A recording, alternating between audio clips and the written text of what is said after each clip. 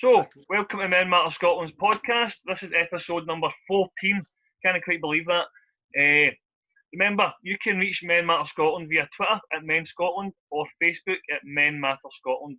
We also have a playlist. It's a whole load of songs for guys who have given us songs that have got them through tough times in their life, and we've made a big playlist with it. It's on Spotify. It's fantastic. Some great tunes on there and a wide variety of music.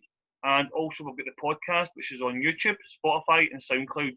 I think it's on iTunes, I'm pretty sure of that. So, number 14, we've got this big legend here, McBample, otherwise known as Big Scott. Do you want to introduce yourself, mate?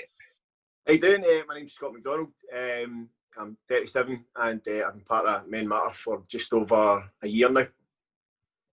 Superb, big man. So, Scott, we're just going to talk a wee bit about your life and you're going to share your story to everybody who watches and listens to this podcast. And hopefully somebody can get something from it. Like I said in the last podcast, one guy in the last week who's contacted us to reach out because he watched one of the podcasts and there was a question asked that he never got asked before, and he wanted to explore that, and he's got a lot of faith, I think, so far. That's what it's all about, man. That's exactly what it's all about. That's what we're here for. Do you know what I mean? Exactly, mate. And do you know what as well? It's also to show that negative mental health can affect anybody for any walk of life, no matter how successful you are or how unsuccessful you are. Just it can hit anybody. It doesn't choose because of your class system. It doesn't choose because of your employment status. It just life just happens. You know what I mean? And That's it, man. Totally. We just deal with it different ways. But aye, so let's talk about you, big man. Right. All right. So, Scott, growing up, what was life like for you, mate? It was good. I'm the middle child of three. So I've got an older brother, Barry, and a younger sister, Gillian. So typical kind of middle child. I was always one getting into scrapes. I was the only one getting found out, getting caught out, getting into scrapes. It was great. Like where my parents lived in Duntoka, right next to the hills and that kind of stuff. So I was always going up the hills myself. You know what I mean? Or going up with my mates. But I quite liked, because I was the youngest out of all my pals. I kind of sometimes struggled to kind of get involved because they were all like 3-4 years older than me. So you know they were kind of like getting into girls and that kind of stuff before I was. Do you know what I mean? And so I'd maybe kind of, or even playing football and stuff like that, I'd maybe kind of break away and just go out my own, which is kind of carried on throughout my life sometimes. But it was great. Like, like I say, played football quite a lot with the boys. And it was good, man. Obviously going to primary school and I went to Carleath. So I still keep in contact with some of the folk I went to Carleath with, obviously through Facebook and stuff like that. But yeah, it was a relatively kind of happy time, man. Yeah, it was good. And see, what was family life like as well? Just growing up, everything cool, mom, dad, all that stuff. Yeah, mum and dad were always brilliant. They always grafted. You know what I mean? Kind of put a good kind of work ethic into me and my brother and sister. You know, you don't get anything handed to you on a plate. You need to work for it. Do you know what I mean? Like my dad sometimes, well, he was a security guard in Browns, but he also done homers, roofing and all that kind of stuff. My mum, sometimes she'd 3 jobs on the go, you know, just to keep us ticking over. So again, it was you know, they kind of instilled that in us that you don't get nothing for nothing. Which is set us all up quite well for life. Do you know what I mean? So yeah, great family unit. And they're just still to this day my parents, but we still got on really well. Still keep in contact with each other. I was out with my brother on Tuesday there for a couple of beers, and it was great. Me and him still kind of hang about together quite a lot. We're all kind of pals, and my mates and him and all that kind of stuff. So it's good. It's good. And my brother-in-law as well, my sister's husband, Ross, like he kind of hangs about with us as well. So it's a really good unit, really good. Class. It's good you've got that, mate. It's good you've got that. You see, you were saying earlier that all your mates were kind of 4 or 5 years older than you. When you're younger, how do you? I don't know. Obviously, that's quite an age gap, right? Yeah. How do you find your place within that group? Because every group's got a dynamic in it. There's got the funny one, they've got the handsome one, they've got the fighter. What's your? You can get down that list, mate. I wasn't there. So like there was, like I said, I was the youngest at Ollie's. So when we were all kind of hanging about and stuff like that, like you know, like playing Heidi or Chappie or whatever or stuff like that, or just mind the street team games. Everybody did a street team and all that. So doing that kind of stuff, but I was definitely kind of low down the pecking order because I was younger, and some of the guys had obviously experienced more stuff than I did. A couple of guys were in their teenage years when I was like about 7 or 8. So it was quite a big gap, but it's just because where we stayed. It was all kind of. Hold on, something just come up there. 2 seconds. Just because where we stayed, it was just the way things were. But I was quite low down the pecking order, which is why I think sometimes I did go off my own and did kind of get to appreciate my own company to a certain extent, even at that kind of young age. And when a guy started going off to high school, it made me kind of start to pal about more with kids my own age, which and then I progressed with them into high school and stuff like that. So it was at times it was a bit kind of, I wasn't moaning a fair amount of time, but I think that kind of set me up for later on in life as well. But then like I say, got into kind of primary 6, primary 7, started thinking about the guys my own age. Then I started to join football teams and stuff like that, and became got more of a settled place within a crowd. Do you know what I mean? Yeah. People my own age. Which at that point, I think I did start to kind of find myself a bit more, rather than just being the wee guy that hung about with all the older guys. Do you know what I mean? So I was going to ask you that. I was going to ask you if that relationship with the older ones continued through your life, or if you did meet a group your own age. So you've also told us that. Yeah. When you've met this group who your own age, what kind of stuff did you get up to? What was your hobbies when you were a wee guy? Well, like I say, we kind of finally get the kind of secondary school and stuff like that. So it'd be like playing football. Like I joined Golden Hill when I was 10, so under 10. So even then, I didn't kind of find my place in there. But it wasn't until kind of later on in school, later on when I got to high school, when I got to be a bit better at football, and I was kind of palling about with the guys that I played with. That we all started to kind of pal about and outside the football team and outside school, and it was good. Like I think I kind of found myself as being a bit of the kind of, I know you might not think this, but funny guy, right? Sometimes, and it was like some of the guys are kind of palling about with the lassies and stuff like that, and you'd end up with the one that the lassie that meets your kind of level. Do you know what I mean? No, I wasn't shooting for tens at that age. You know what I mean? So it was good, man. And you get to when you get to your kind of teenage years, you do get to kind of find a level or your place within a group and within your peers. Do you know what I mean? And it's good. And again, it's one of these kind of life lessons that not that you should know your place, right? But you kind of know where you are. And don't get me wrong, as I've got older, I've definitely kind of progressed as a person and confidence and stuff like that, because I wasn't very confident as a kid. So I definitely kind of grew in confidence as my teenage years went on. But at that age, man, I was just like kind of very kind of standoffish. But I was aye. It's funny, isn't it? I don't know, man. Just when you've said that, Eric, just something just kind of hit me, man. See, at that young age, like high school, maybe even a wee bit younger, you're aware of your place within. I mean, don't mean society as a whole, but your local society. Aye, totally. That makes sense. You're aware of your place and your level at such a young age. I just wonder why that's so important to kids. And I think it's just, I think even as a kid, or maybe more so as a kid, you're looking for approval from your kind of your age group and your peer group. So I think it is, you get some kids that are fighters that go in and they find their place through battering folk. You know what I mean? You get other folk kids that find or boys, I should say, that they find their place through being good at football, or you know what I mean, stuff like that. So especially at that kind of young age, when you're trying to kind of find a way to express yourself, it's like you said when we were just chatting before, there was only 1 or 2 or 3 things: birds, football, or battering people. Right, and I was below that, but until I was like well into my teen years. So yeah.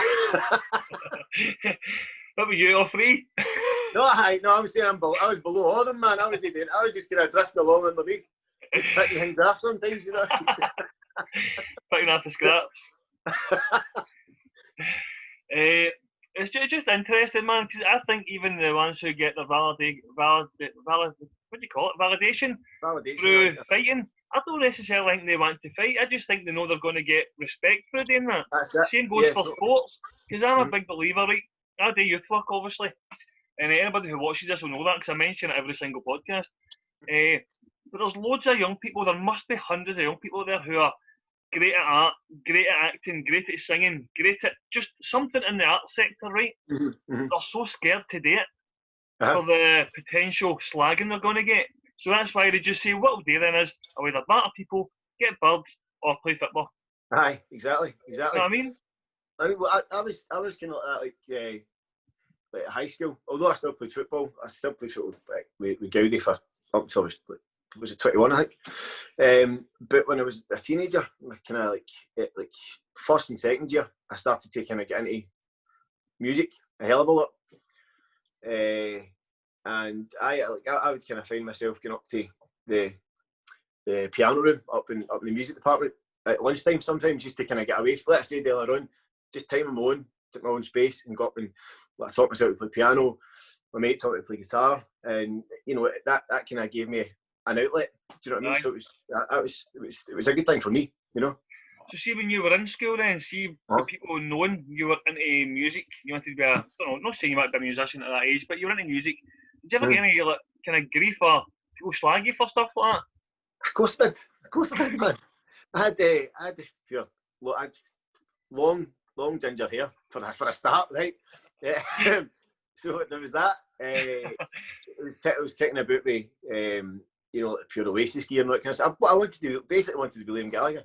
Right. So I would get, when you get dogs abuse, but you'd get the odd kind of wee dig and stuff like that. But it did faze me at points, but I kind of knew that I wanted, that's the kind of route I wanted to go down even then. So I knew that I just have to stick with it and get on with it. You know what I mean? What's funny about it is, right? Everybody in the mid-90s, late 90s loved Liam Gallagher, right? We loved Oasis. All our age group loved them. Aye. But because you were trying to aspire to that, it's almost as if the people who are giving you a wee slag are trying to just keep you in the level, exactly. society level, that exactly. they're comfortable with you being in. Exactly. That's it. I mean, it got to the stage, like, see, like at school, like, I mean, there was the whole kind of drama crowd and all that kind of stuff. It done all the school musicals and that kind of stuff. I was never part of that, and I was never going to be part of it. Right, it just wasn't my thing. Right, I wasn't. The thought of getting up on stage and singing at the age of 14 petrified me. Even the first gig I ever done, I was 15 years old, with my first ever band, and it was down at the old Telstar down in Patrick. Aye. Right, aye. So down there, it was my first ever gig, but I'd never sang in front of anybody at school, and I'd done one at I think it was 5th or 6th year. Me and my mates done one song, at the 100 Mile High City by Ocean Colour Scene. We'd done that on the big stage at school, and I was shitting myself just the whole day, even though I'd done gigs before in my band. Just I couldn't settle, and because it was all the lasses that you fancied at school, all the guys that were, I'm going to bar you if you do this, you know what I mean? And you're just like, fucking hell. But it's just one of the things, man. But like you say, it's a way. These people were, to a certain extent, when you are kind of younger, 14, 15, they are kind of trying to go, where do you think you're going? No. You're staying right here, where I can flag your battery. Do you know what I mean? That's 2 secs, my wee charger's going to run it. I forgot to turn it on. 2 secs, mate. Hey, boy. I should be more organised, shouldn't I?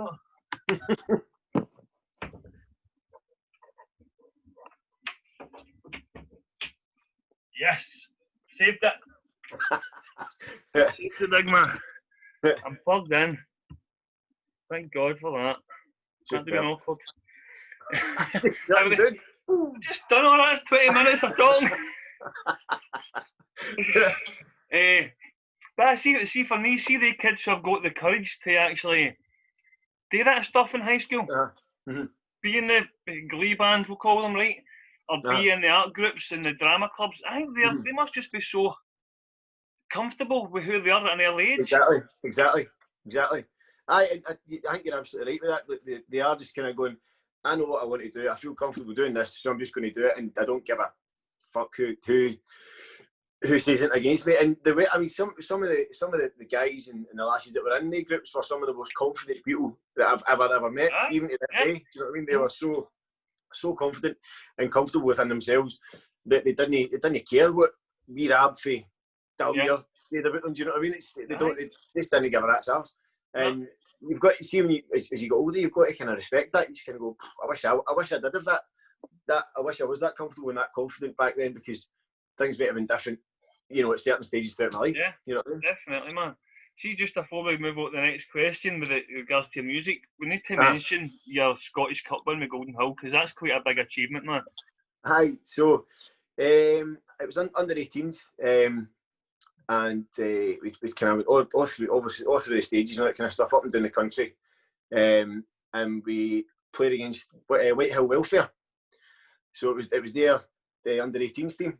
Right. So we got to Hampden, and we got there just after Whitehill Welfare, and the guys from Whitehill Welfare, obviously SFA junior favourites. Do you know what I mean? Like they're kind of like, oh, welcome to our boys. How yous doing? Or we were just a wee team for quite well, mostly Faithfully and Dundalk. You know what I mean? Just wee Neds. You know what I mean? Basically, no, not like that. You know what I mean? We were treated like that. They were treated like that, and the guys from the SFA were like going, right, your dressing room's down there. It's no gain as the time of day. Do you know what I mean? And we went on. I think they scored. I think we beat them 3-0 or 3-1. I think it was 3-0. I can't remember. But we absolutely battered them. What a day! Just a great achievement, especially for a group of boys for where we are, and you know, the players that we had. There were some great players in the team, and it was great, man. Just a great day, and the whole run up to it was just mental. Just every stage you get by, you're going. I mean, we deserve to be there. We're a brilliant team. But just mentally, you're kind of going, fucking hell, we're actually going to be playing at Hampden. Fuck's sake. Aye, so it was quality, absolutely brilliant. That's some achievement, mate. And see when you get back up the road, did you get a pure hero's welcome? Aye, we were in, remember the doublet? Aye. The doublet up in Faithfully, so that was where we were kind of congregated and stuff like that. So we were back there afterwards, and the place was just bouncing, absolutely bouncing. It was unbelievable. I was working the next morning, and honking. It was I went up to we ended up going up to the Bully, and do you know Sean Brady? Nah. No. I don't know. Brady, is it a wee guy? No. Sean, he lives in Australia now. Right. We're bouncing about, and I had a bottle of Smirnoff Ice in the Bully, and he's jumped back, and I've still got a chip in my tooth to this day. A wee tiny chip in my tooth. It's raging. that's the one memory I've got for the Bully that night. That's it. Superb, mate. Well, listen, I'm just going to. Well, that brings me on nicely, because that wee moment of celebrity you've had in Dundalk and Faithfully brings me on to the next part is your music career. So, how did that start, and how did you get into it? I mean, like I said, I kind of touched on it earlier. Like, my older brother has always been into music. So Barry's 7 years older than me. So he's always been into music. He was a student, like by the time I was 10, 11 years old. So he was already at university. So he was like kind of bringing in. He got me into the Beatles when I was like 7 or 8, and then Oasis came out in the 90s. So I'd have been like 10, 11 when Oasis came out. And I remember bringing home Definitely Maybe, the CD, and listening to that. And then so that got me into it, and then listening to more of the Beatles, and then. My old man always listened to soul music, so I was always into that music to begin with, but this is more kind of guitar stuff. So went from there, and then it was like Nirvana, Guns N' Roses as well, massive fan of them, but he got me into all of this. And like I always wanted to be Duff from Guns N' Roses, the bass player, always wanted to be him, right? So I started playing double bass in primary school. But I can't read music. I can't read music at all, because I had to learn to play by ear, by just listening to what the other guys are playing and then playing it back.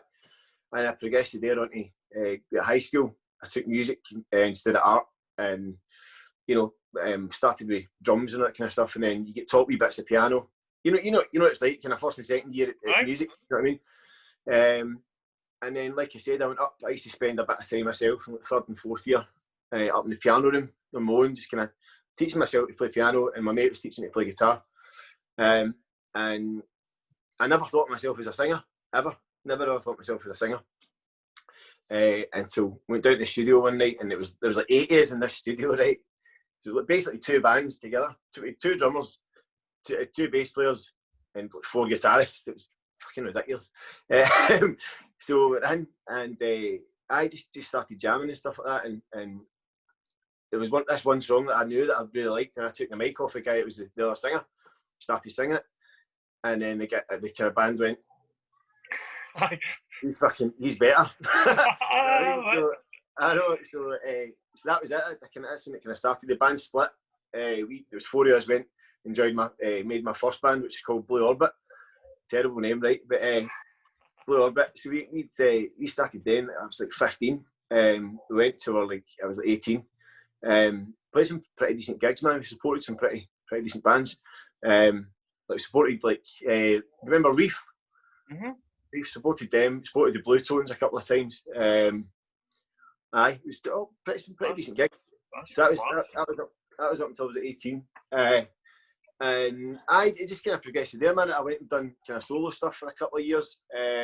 Recorded a couple of EPs and albums, and then I got asked to join a band with Cy Thomas and Lloyd Reed, which became the Black Arrows. Wow, man. So we had a pretty successful time with the Arrows. It was pretty good, man. Done a wee tour and put out we put out an album.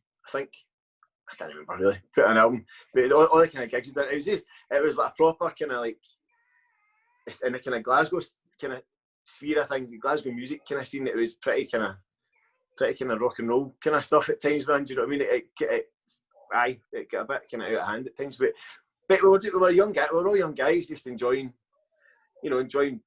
being in a band and enjoying the wee bit of kind of I wouldn't say celebrity, but a bit of success that we had within the music scene. So it was, it was good, man. It was one of the best things of my life. You know, it's interesting because I've never heard of the Black Arrows and that, right? And I've never heard of Scott MacDonald either. But it's weird because I got to a stage where I did hear about these just through one of my colleagues, Big Rab Macklin. You know Big Rab, don't you? I'm Big Rab, aye. So Big Rab, I keep calling him Big Rab. I'm bigger than him. I fancy that. He's like, what do you mean by big? Nothing. So he'd actually told me about this band, Black Arrows, man. I'm like, never heard of them, blah blah blah. And he'd keep going how good a performer you were in the band. And then when I did actually meet you, I'm like, fuck, no way, man. It's such a small world. Aye. But so you must have done really well, man. Because again, Rab knows his stuff when it comes to music, especially on the local scene. Aye. Back in the day, anyway. So you must have had a good wee following. We had a pretty decent following. We done we played done the Barrowlands, done the Carlin Academy a couple of times, and done a couple of festivals. We done Wickerman and Live at Loch Lomond and stuff like that, which was great, man. It was such a buzz to go to a stage at a festival. We were playing in this tent. The first time we played it, we were playing in a tent. I think it was my 24th, 25th birthday, and they stopped letting people into the tent, and it held about 1,000, 1,500 people, and they stopped letting people into the tent. So we walked onto the stage. It was only kind of like back at 3-4 in the afternoon, and there was bigger bands on the main stage, but we'd pulled this fucking massive crowd, and we only knew a couple of hundred of people in there, so it was other folk that had heard about us that came in to see us, and it was a mad buzz. Like, I remember this day before I went on, I was like that. Fucking hell. I stupidly went that and looked at it and went, Jesus Christ, fucking hell, man. Because it's one of the things, I know meant to do that, you just meant to go out and just go, no, but I went, oh, fucking hell. But it was some buzz, man. And once you get the first song out the road, you're just like, once you hit the ground running, it's fucking, it's fast. Brilliant, man. Absolutely brilliant. So see, just again, we talked about you playing football and having other hobbies. Aye. How did you feel finding music? Obviously that must have been your passion. How did it feel finding that? So it's one of these things, like, the football thing was great and stuff, but it wasn't exactly a way to express stuff, like express, not so much how you're feeling, but just because, like you said, other interests. I knew that it was something else than music that was going to give me a release, if you like. Yeah. So obviously spent a bit more time playing guitar and learning the craft, if you like, of songwriting. And it definitely gave me a release with stuff, and you know, like coming in and out of, you know, relationships and stuff. Like my first girlfriend when I was like 15, 16, broke up with her, started writing about it, and it gives you a wee gives you an outlet instead of sitting in your room greeting about it. It gives you a wee kind of outlet, and that it kind of progresses from there. Like you pick up in different scenarios and stuff like that. You hear something in the bus or on the train, you go, fucking hell, that's writing that down. Or like something that happens in your life. Like I wrote a song about my uncle, my Uncle Leslie, called Magpie, and it's about him. Well, I know we're going to talk about it later on, but it's about him being an alcoholic, and you know, the kind of impact it had on me and my family and stuff like that. Yeah. So like I said, it was a total godsend to find something like that, to find a release, especially as a teenager. Instead of being all kind of like angsty and no talking to my mum and dad and all that kind of stuff, it gave me a way to express myself and get out of the house and go and do something. And so it was great, man. And like we were talking about earlier, find like-minded people. You know what I mean? And be around people. And then again, finding my place again within another group. Do you know what I mean? Now you kind of step up, being a frontman of a band, and you know, a bit more responsibility. So it was a great thing, man. Great thing to find music. Mm-hmm. It definitely sounds like it allowed you to articulate your feelings through writing with regards to your uncle and probably other topics as well, mate. Yeah. So it sounds like a godsend. You found it and you're good at it at the same time, man. Yes, man. What we'll do, actually, see once I put this podcast up, what we'll do, if you don't mind, because you've got a Spotify page, haven't you? Yeah. I'm happy if you're alright with it to put the link on. Of course, mate. For people to listen to your stuff. Of course. Absolutely. That'd be pretty cool, man. More the merrier. Yes, mate. I've listened to some of your stuff, mate, and again, you're a cracking singer. You've got a great voice, man. It's one of the voices you just stop and listen to. That makes sense. Nice one. Appreciate that, mate. Thanks very much. Nah, I mean it. Aye.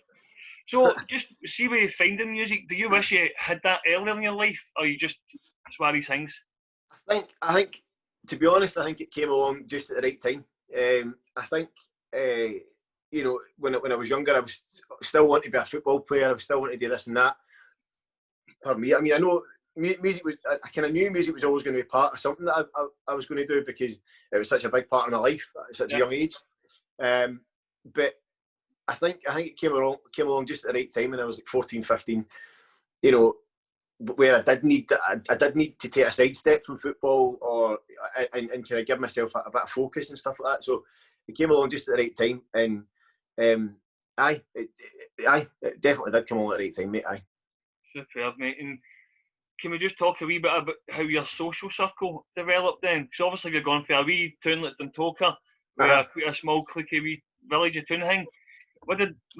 So you're in a band, we must be up with town constantly doing things. What's your social life like then? I mean, it totally changed from being, like you say, from being just kicking about Clydebank and Dundalk and stuff like that, to going up the town, playing in front of people, meeting other bands, again meeting more like-minded people, and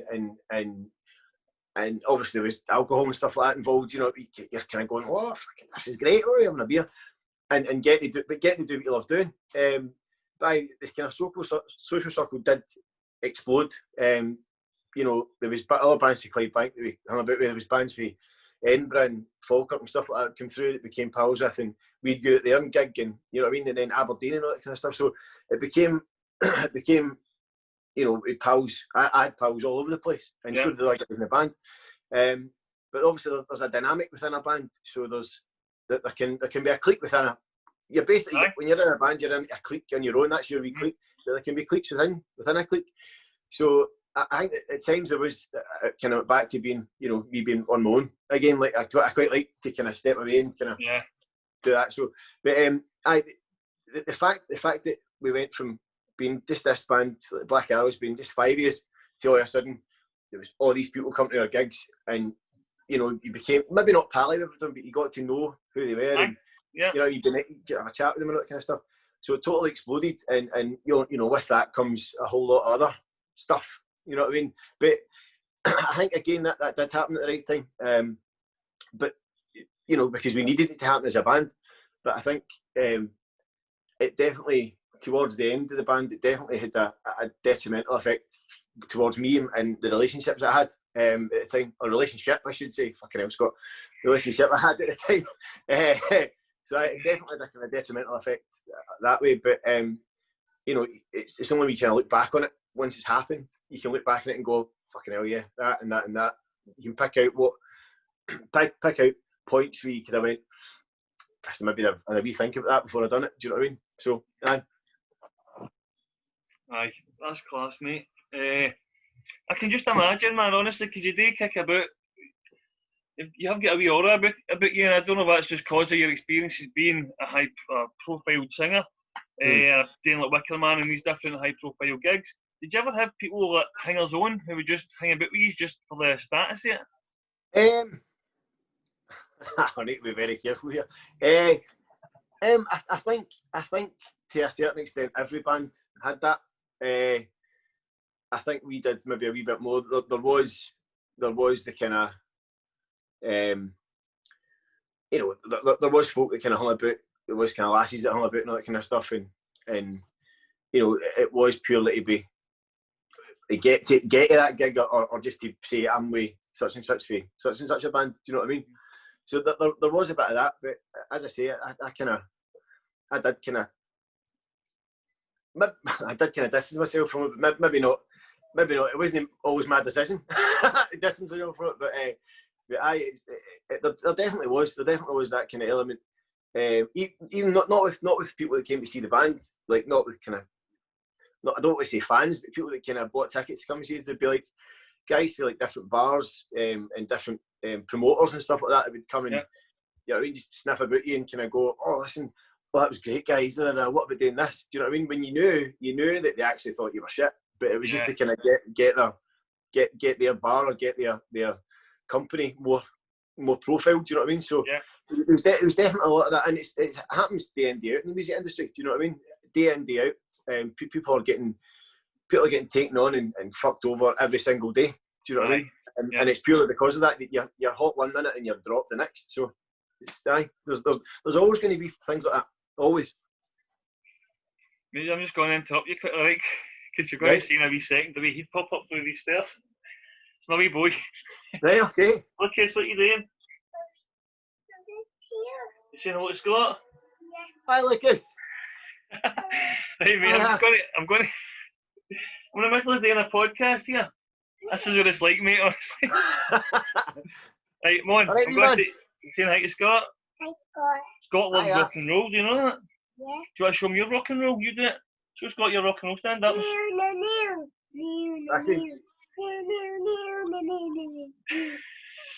You've got it, man. You love it, don't you? I know this is pure off script, right? But I put like trance music on. He's like, "No, Daddy, it's not rock and roll." Really? Aye, mate, he loves it. Mate, he loves it. I put Motorhead on and everything from Black Sabbath. He loves it. That's class. Good You on see a him. bit of Tiesto. He goes, if he's not ever put Tiesto on. That's what I'm into. You know what I mean? Aye. Hey, mate, I'm going to just take him downstairs in right? Right. No worries. I'm just pausing this. Right, Scott. So I've got rid of the wee man. We're back again. So we're talking about your lifestyle and the stuff you're getting up to, and we covered alcohol. And you've said to me in our conversations about your connection with alcohol. Do you want to just touch on that a wee bit? Yeah. So I kind of started. I think I started drinking when I was like 15. But even then, it wasn't like drinking a lot. It'd be like going up the park with your pals and just having a couple of beers or whatever. But then getting into bands and stuff, it gave me the kind of freedom to like be in a bar. I'm like, oh my god, I'm in a pub. I can buy beers. And you know, you kind of quickly build up a tolerance for it. And I mean, alcohol's always been a thing in my life. And it's not been a good thing. I touched on it earlier, the song Magpies, about my uncle being an alcoholic. So my grandpa, so his dad was an alcoholic, really heavily, a high function alcoholic. even up until he died. He was in his 80s when he died, but it was through alcohol. A condition that happened through him drinking for years. He'd be doing like a bottle of whiskey in a day sometimes. And then my Uncle Leslie was the same. He would have long periods off alcohol, but then when he went back on it, he would hit it hard, and it really affected the way it affected my family. So my mum, like, it was Leslie's sister. The way I've seen it affect her, and the way my grandpa acted affected my mum. It kind of it did have an effect on me to see how destructive it was. But at the same time, I was a teenager. I was still finding myself. I was still wanting to, find out what this thing's all about. And it's at times I have hit it hard. Not like bottles of vodka or whiskey and that every day, but I'd find myself maybe finishing work, for example, on a Monday, and going, I've had a really shit day. Want to go for a pint, and before you know it, you're 4 pints down, and your wife's phoning you, going, "Where are you? You're meant to be going to the gym," and that kind of stuff. So, but that kind of thing, and it became more and more a thing. But at the time, I didn't connect the dots. Like, I was kind of going, I didn't connect it. The amount I was drinking was having such a destructive effect on my life as a whole. But even the band, the Black Arrows, split up. Pretty much, not 100%, but pretty much a large percentage. It was down to the fact that I was off the rails and not able to sing at gigs and stuff like that, and not turning up for rehearsals and things like that. And it was at times I was in a really, really bad place with it. And even to this, although I've got it under control a hell of a lot these days, there are still days when you kind of go, there's a wee voice that goes, you could go in a couple more, you could go and do that, but I've kind of managed to kind of rein it into a certain extent, or know when to stop, know when enough's enough, before it tips over onto that, because then I'll end up reverting back to what where I used to be. And it has such a destructive force on part of my life as I've got older. Like my marriage broke up. Marriage broke up because of it. Because, as I say, I was having a pretty rough time at work. I was drinking more, and because of that, it was coming home with me, and we were, I was drinking at home after coming home from the pub, and it was just causing such a horrible cycle. Do you know what I mean? And I wish I'd found that earlier. I wish I'd sat down and thought about it earlier, but these things happen, and there's nothing to do with it now, apart from get better, which is what happened.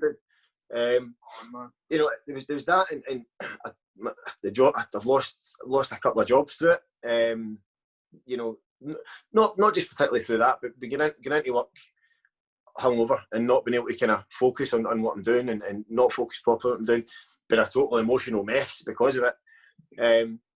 So it took a lot to kind of get over that hurdle and kind of not use it as a crutch. Do you know what I mean? I went to counselling and stuff a couple of times for it. But even then, that was just to kind of tick some boxes with my ex-wife. I went to it, I done it. Aye.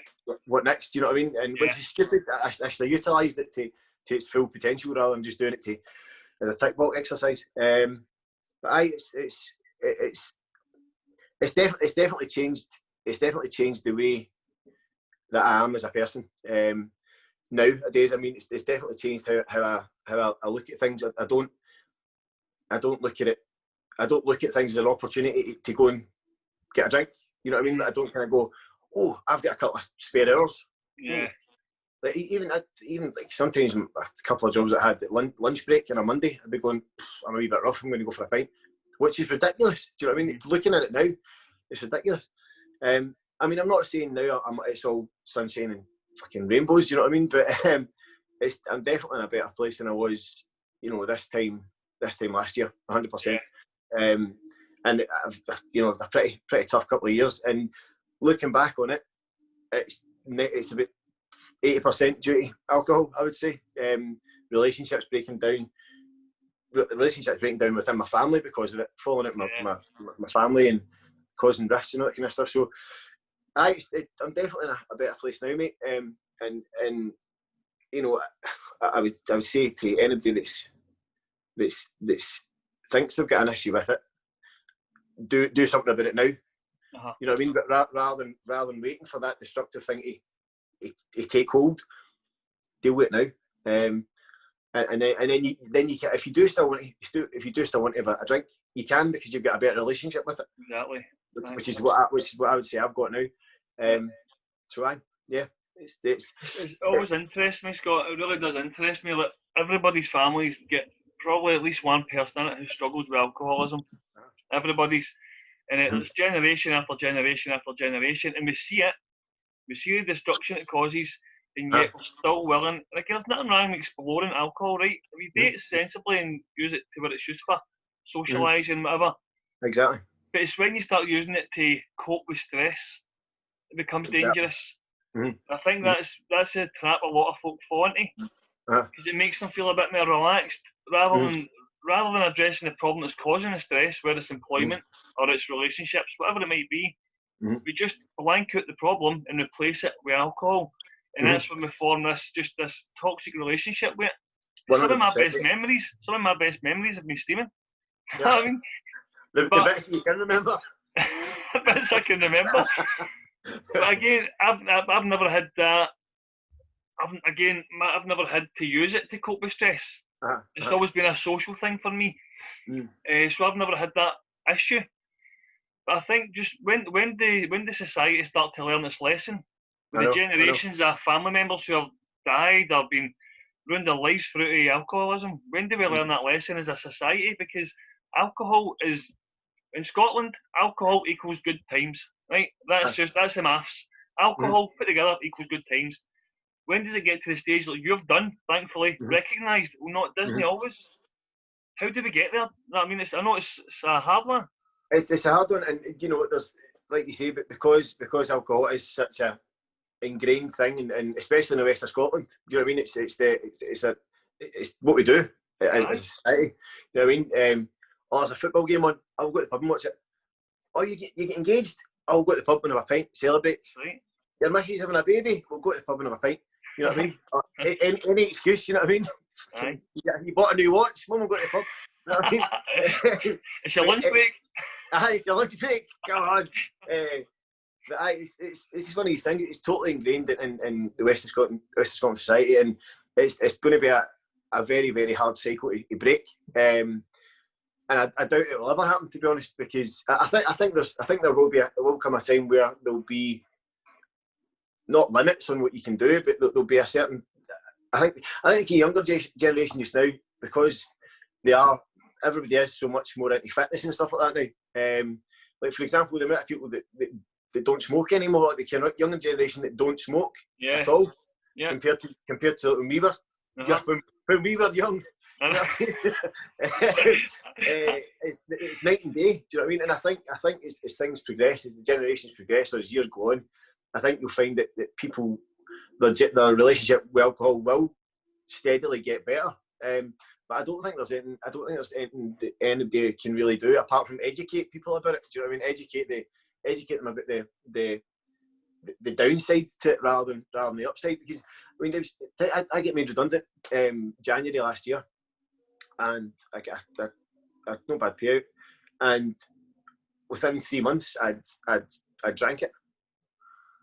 I paid my rent and all that kind of stuff off it. I was doing that and paying my bills, but I was also just I wasn't working during the day and all this money.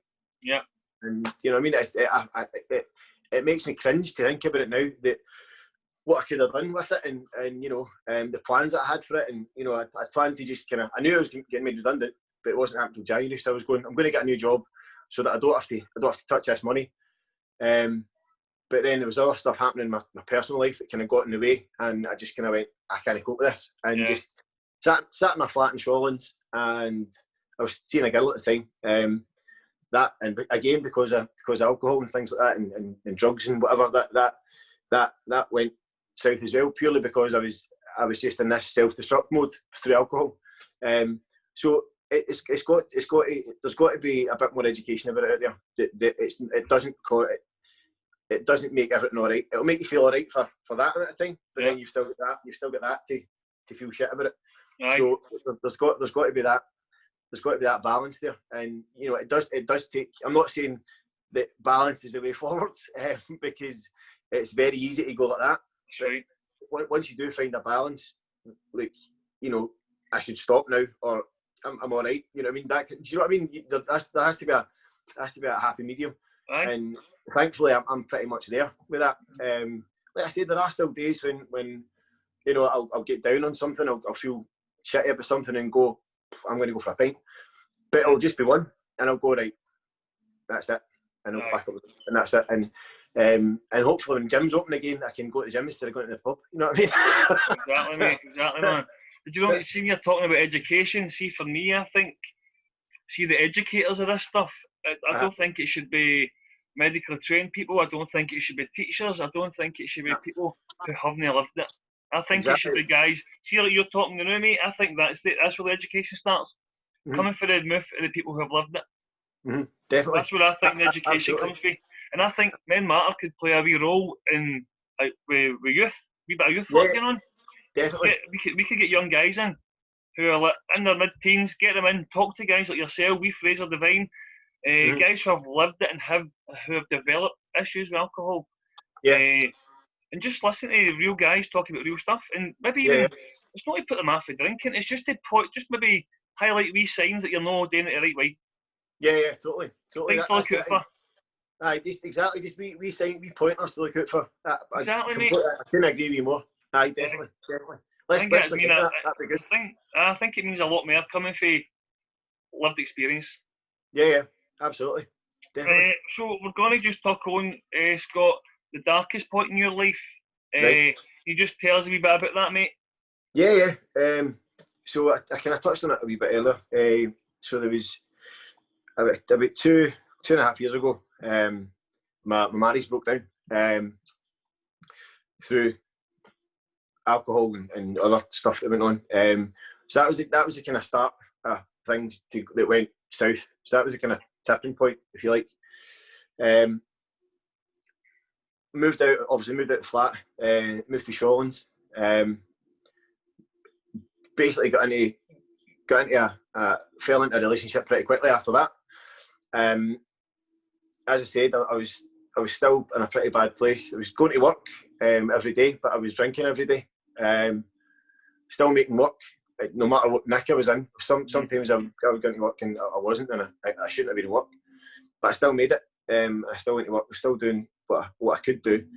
But as I said, my relationship with alcohol started to progress and get really quite bad during that period. So that was from like June until January when I got made redundant. After that, it was just, I was sitting in the house myself, but I was still seeing this girl. But again, that started to deteriorate because of my relationship with alcohol and drugs and things like that. Then in May last year, that relationship broke down and everything just kind of got on top of me. I'd started work, I'd lost that job, I'd broken up with her.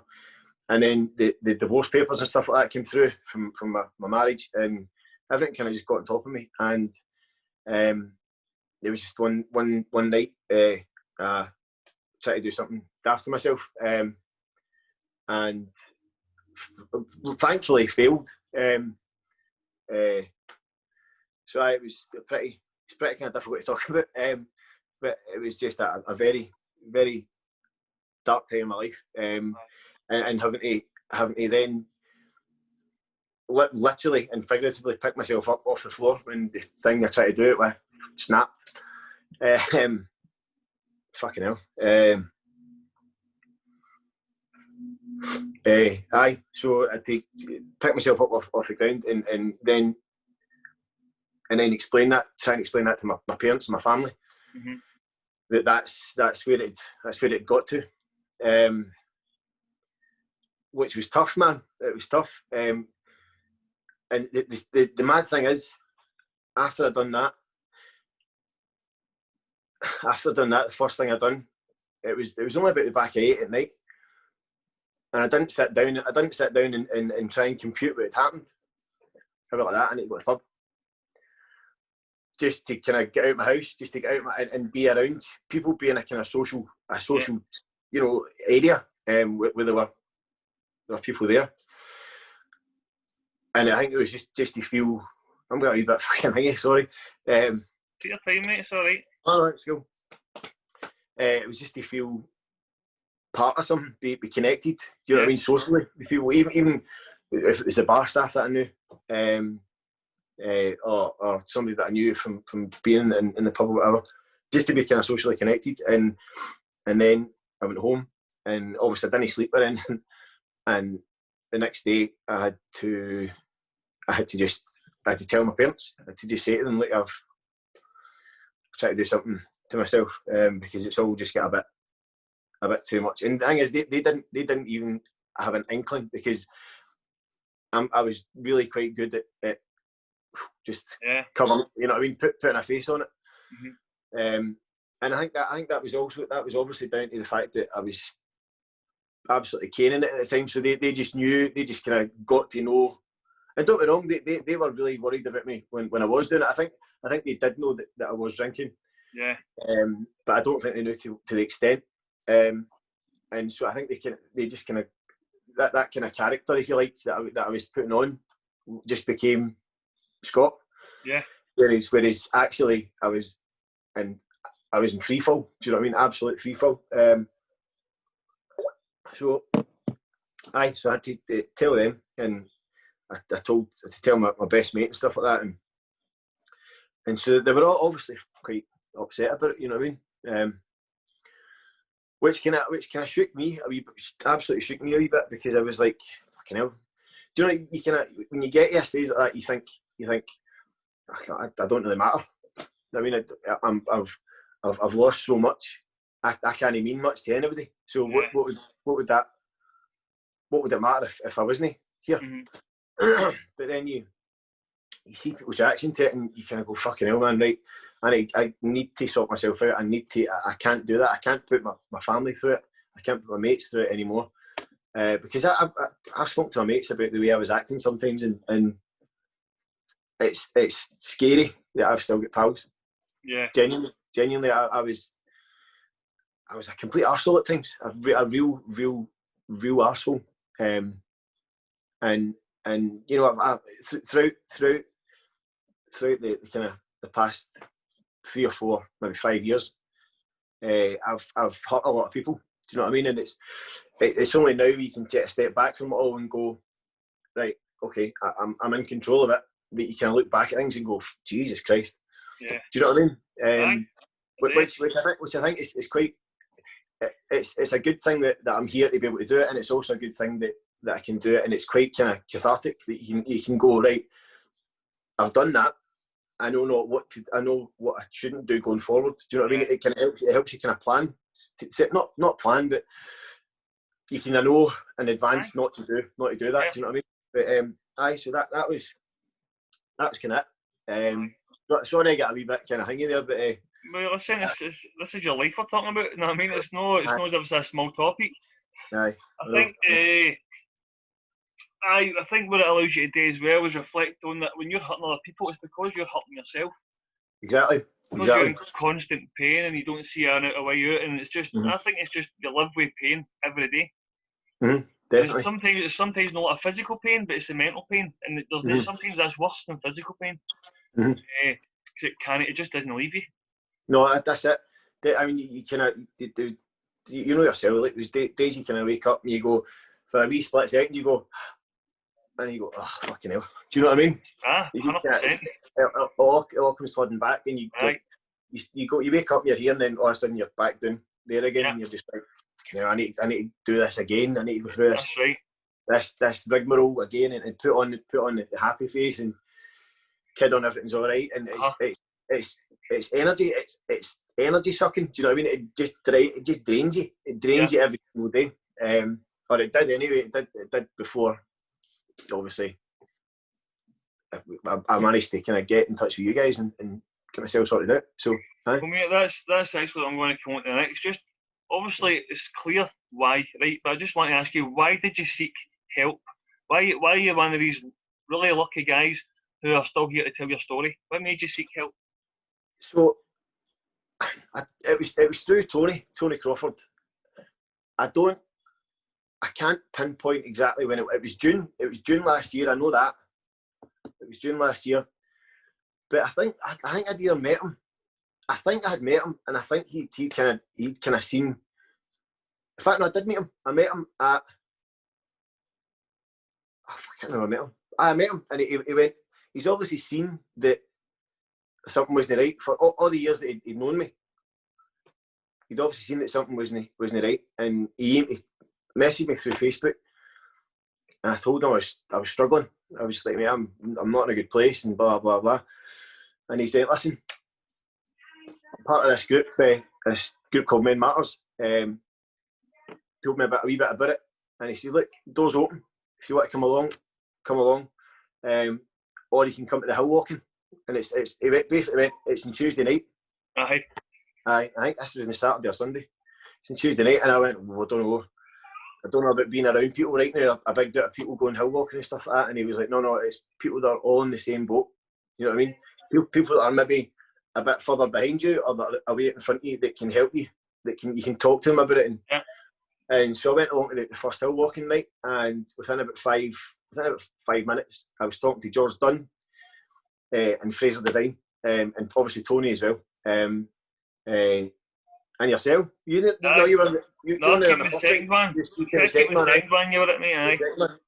So the first one I was talking to the three guys, and they'd obviously been a few times to the kind of talking groups, which I hadn't been to yet, and they kind of opened up pretty quickly, and I think it was to kind of make me feel at ease, and then that I'd be able to talk about it, which I did do. It was incredible.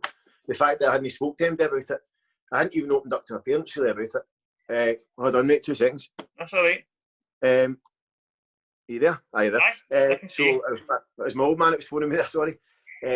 So I hadn't even opened up to my parents or anything about it, and for them to kind of open up to me like that, and then it made me kind of open up to them and go and let, not so much let it out, because I didn't get upset or anything, but I got to kind of discuss where I was and where they versus where they were, and it was brilliant. It was a really good experience, and then through there went to the second night where I met yourself, and then I went to the talking group, and granted I only went to a handful of talking groups, but I think the experience through the hill walking stuff, and then we've done Ben Nevis and that as well. Right, the experience of that, and the experience of community that I got from coming to Men Matters and going to the hill walking, and through the kind of football and all that kind of stuff, the sense of community and the sense of relief, I guess, from being able to talk about it was enough to kind of give me the kickstart that I needed to kind of go, right, Scott, you need to sort your shit out. So it's an incredible thing, man. It's an incredible thing to have at your disposal, especially in a community like Clydebank and Drumchapel. It's an incredible thing, man, and I'm so glad to be part of it.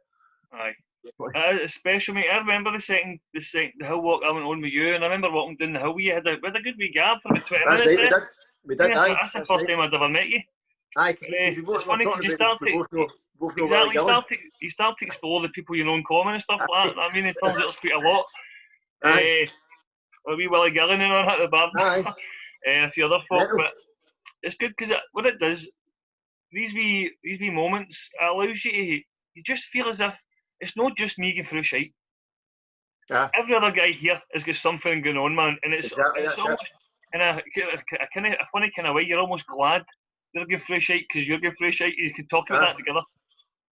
It's the thing that as well that kind of makes you go, like I said, like Tony was like, there's going to be people there that are a lot more progressed than you, that they've been going a while, but there's also going to be guys there that are further behind where you are. So you might be sitting right bang in the middle, and how do I put this without sounding like a dick? It kind of makes you appreciate to a certain extent that you're not as bad as you thought you were. Yeah. Do you know what I mean? But in that sense, it means that you can then help the people that are that wee bit further behind you.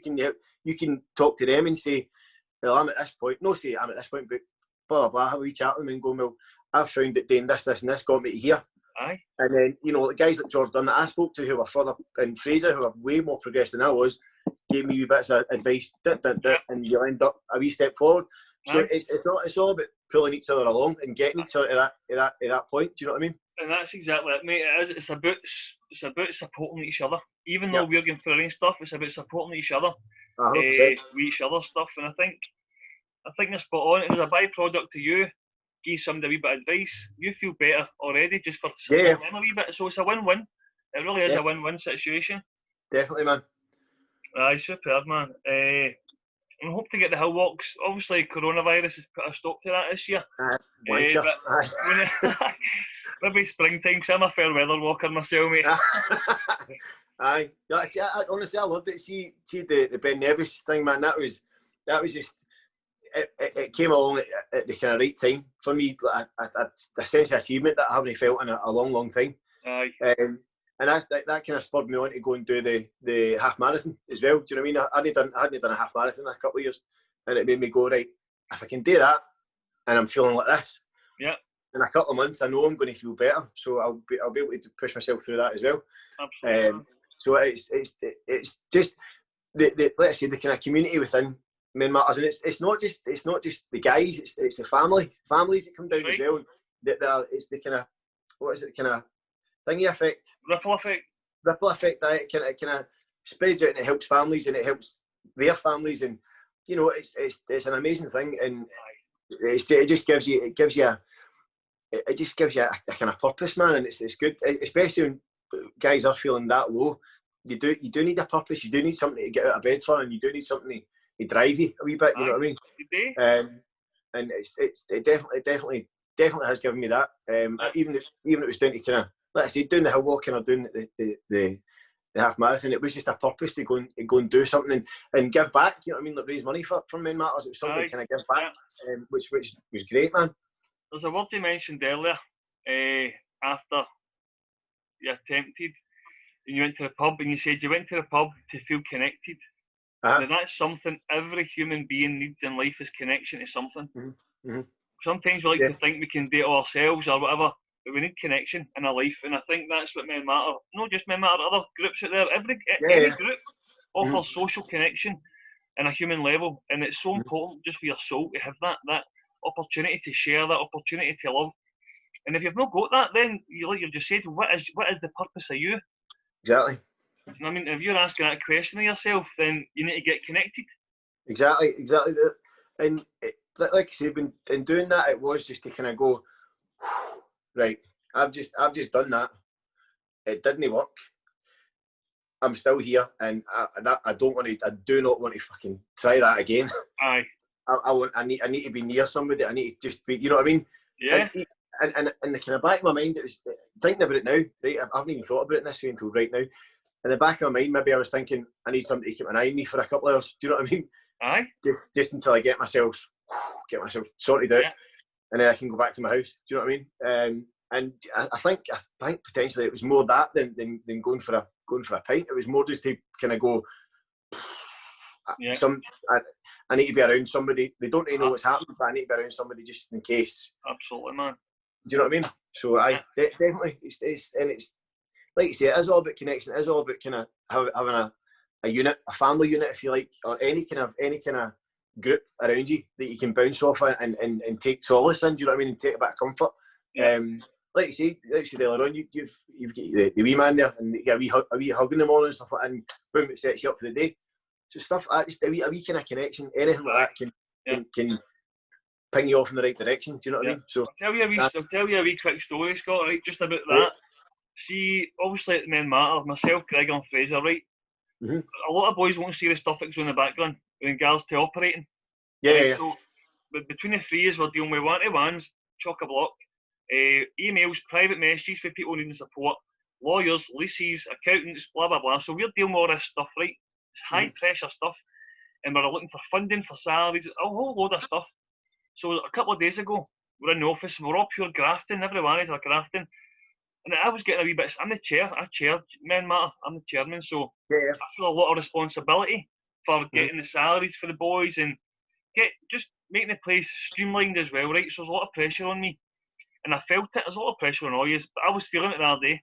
Anyway, I came home and I seen my wains, and I've still all these thoughts go through your head. You know what it's like? Your brain just doesn't give you a break sometimes. Can I switch off? Aye. So I just grabbed my two kids, I gave them a big hug, and I told them I loved them. Mm-hmm. And I says, "Do you know I love yous?" And they says, "Aye." Well, they talk like you. They're quite polite. They're Mosford and Toker. They say yes. And I said, "How do you know I love you?"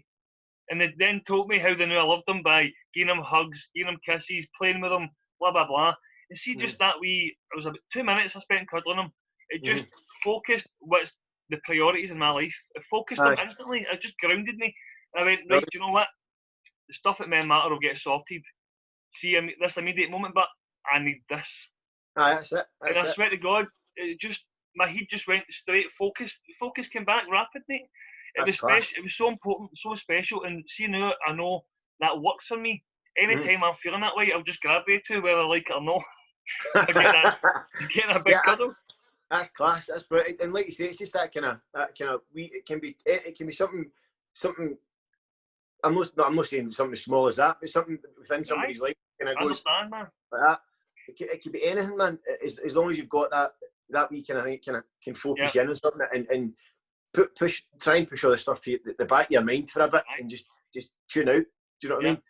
It's class. I mean, like without you guys helping me out from starting back in June, even up until now, even up until recently, when you helped me out with my application for uni. Without you guys, I wouldn't be there. I wouldn't have been able to get there. I wouldn't be able to be focused enough to get there because I would still be going in that cycle of being down on myself, drinking and all that kind of stuff. Whereas now, I'm a lot more focused. I'm a lot more happy because of the support that I've had for you guys. Do you know what I mean? And as I say, I've not been to many talking groups, but it's just the fact that I can drop like yourself or Fraser or Gregor an email and go, listen, blah, blah, blah. And me, Fraser will give you a phone, or Greg, you know what I mean? You get talking about them. It's just good to, and let's say the football team as well, still having the guys there to kind of, again, have that kind of sense of community and doing something you enjoy, playing football. So it's brilliant. It's a great thing, man. A great thing. So I can't thank you guys enough for it, genuinely. No, and again, listen, that's the thing, man. We get as much out of it as you do. Because like I said earlier, there's a byproduct of supporting people, and that's feeling good for supporting people, you know what I mean? I don't doubt you've probably done the same on your journey with other people, you know what I mean? And I think it makes you more vigilant with people in your life, more vigilant of their feelings and how they're coping with life in that certain times. Definitely. Aye, definitely does, man. So, talk about Men Matter then. How's your life, after all this stuff has went on, how's your life today, Scott? It's really good, really good. Like as I say, I just get accepted into university. So I start uni in October. So I'm going to do commercial music with teaching. So I'm hopefully going to go down the kind of teaching route, become a music teacher. So I'm going straight into third year with that. It's a 2-year course. So it's something that I wanted to do years ago, but as we said earlier, life just gets in the way. And so for 18 years, I say a lot. That's when I finished college, by the way, 18 years ago. Fucking hell. I'm the same. I was the exact same, mate. Oh, mental. No, is it 18 or 16? Sorry, 16 years ago. But I just could. At that time, I wouldn't have been able to go to uni. I was too. I was just a bit mental. Whereas now I'm a lot older, a lot more focused, and I say I'm a lot more driven than I was, this time 2 years ago, when everything was just kind of falling apart around about me. So yeah, I'm definitely a lot more positive. I'm a lot more positive. I know how to deal with things a lot better, rather than just immediately falling back on alcohol. I'm able to express myself a lot better, because I'm not using alcohol to do it. I'm not using it as a crutch to then tell people. something. Do you know what I mean? I can just come out and say it.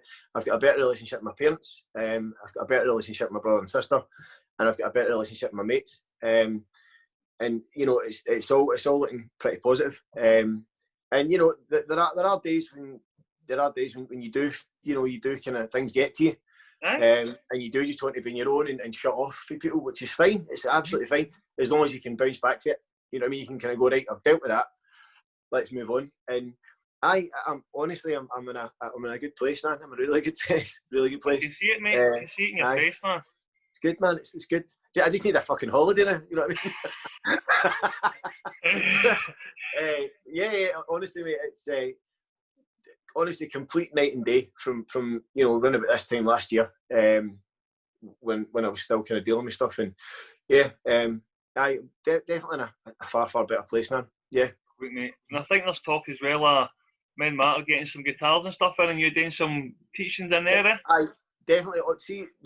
I'm only be uni 3 days a week, so I'd be more than happy to come in and help out. And it's only 3 mornings a week as well, so I'm more than happy to come in and teach you guys stuff. That's absolutely no problem. And you know, teaching somebody, I've taught people to kind of play a few chords and stuff like that, and seeing them progress with that is brilliant. It's a great feeling. It's a great feeling. Because then it gives them a focus as well. Do you know what I mean? So yeah, listen, mate, let's get that sorted out. I'd be more than happy to do it. And like you said, the things talking to kind of the guys in the G15 youth thing about like alcohol and stuff like that, I'd be more than happy to help out with that as well.